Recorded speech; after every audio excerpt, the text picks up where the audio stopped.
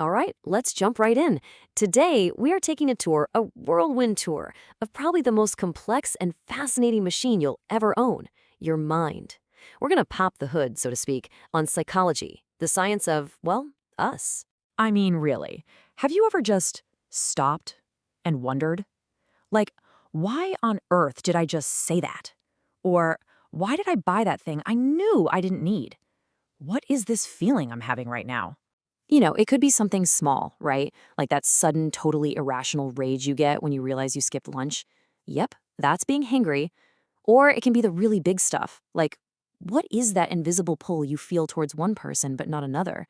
And then there's the weird social stuff, like when you find yourself just nodding along with a group, even though your gut is screaming, wait, no, that's not right.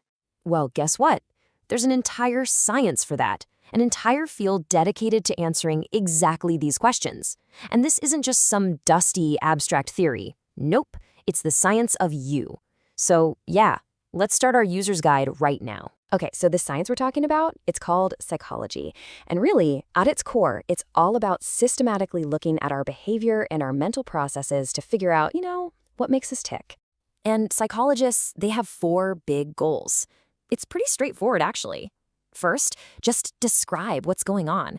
Then, try to explain why it's happening. Once you can do that, you can start to predict what might happen next. And finally, and this is a big one, in some cases, you can help control or influence behavior, hopefully for the better. It's a really powerful way to think about things, right? So, to really wrap our heads around this, let's use an analogy. Think of your mind as your own personal operating system. Like on your computer or phone. It's got all these default settings and little programs constantly running in the background, and they pretty much dictate how you interact with everything. Now, one of the coolest things about this OS is that it has two main modes. First, you've got your fast mode. This is your automatic, effortless, gut reaction thinking. Think about slamming on the brakes in your car. You don't think, you just do. Then, you've got the slow mode. This is your deliberate, analytical brain. It's the one you fire up to solve a tricky math problem. We're constantly flipping between these two all day long, and just knowing which mode you're in, well, that can explain a ton about the decisions you make. Okay, so what about the core programming itself? That's what we call your personality. And we're not talking about your mood on any given Tuesday. We're talking about the unique and pretty stable ways you think, feel, and behave over the long haul. It's really the foundation of what makes you, well, you. So how do psychologists even map something like that? Well, the most popular model by far is called the Big Five. Just think of it like 5 sliders on a control panel. There's openness, how much you want to try new things. Conscientiousness, are you super organized or more go with the flow? Extroversion, do you get your energy from being around people? Agreeableness, your general emotional style, are you easygoing? And finally, neuroticism, which is just a fancy word for how emotionally stable you are. Just for a second, think about it. Where would your sliders be? But here's the thing. Our internal operating system, it's not running in a bubble. It is constantly getting input from one of the most powerful forces on the planet, other people. And this is where things get really interesting. Let's talk about the power of the group. Let me ask you a question. Would you obey an order to hurt an innocent person? I mean, pretty much all of us would say no way, absolutely not, right? We like to think our moral compass, our core code is solid. Well, one of the most famous and frankly unsettling experiments in psychology history put that exact idea to the test. And the results? They were shocking. This was the infamous Milgram experiment. Here's how it worked. Volunteers came in and were assigned the role of teacher. Their job was to give what they thought were real electric shocks to a learner in another room every time the learner got a question wrong. Now, here's the catch. The learner was just an actor, and the shocks were fake. But the teacher didn't know that. All they knew was that with every wrong answer, the voltage went up, and the screams of pain from the other room got louder and more desperate. And the whole time, a guy in a lab coat, an authority figure, is just calmly telling them, please continue. The experiment requires that you continue. So what percentage of people do you think went all the way to the final 450-volt switch marked danger, severe shock? The answer is just staggering 65%. Let that sink in.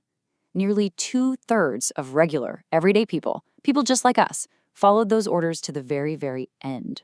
And this gets to a really crucial and, kind of uncomfortable point. Milgram wasn't trying to prove people are evil monsters. Not at all.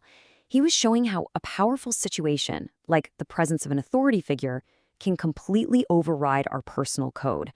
It's a powerful reminder that our behavior is so often shaped less by who we are and more by where we are. Okay, so understanding our own minds. This isn't just a fun academic exercise. It has some incredibly important real-world applications. And one of the biggest is in the area of our health. It feels like we're finally starting to get it, right? That mental health is health. They're not separate things. They're two sides of the exact same coin. You can't really be healthy without taking care of both. And look, just like we have medicine and casts to fix a broken bone, psychology gives us real, practical tools to help our minds.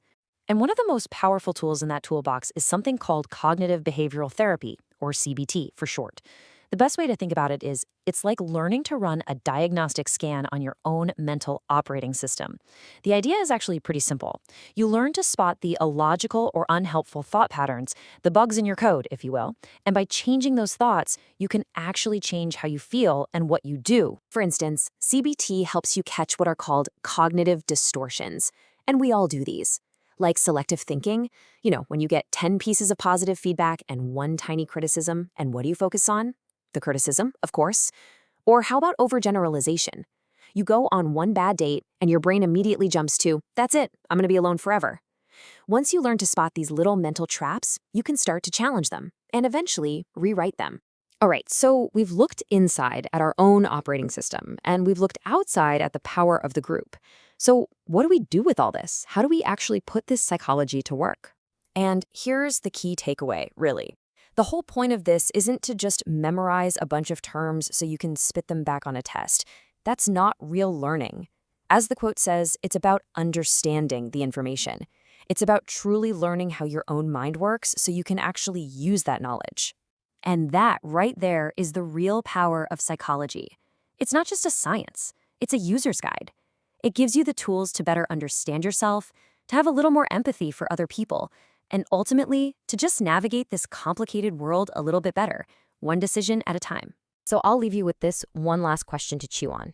After this really quick tour, what's one new thing you've realized about your own inner operating system? Because that little spark of self-awareness, that's the first step. That's where it all begins.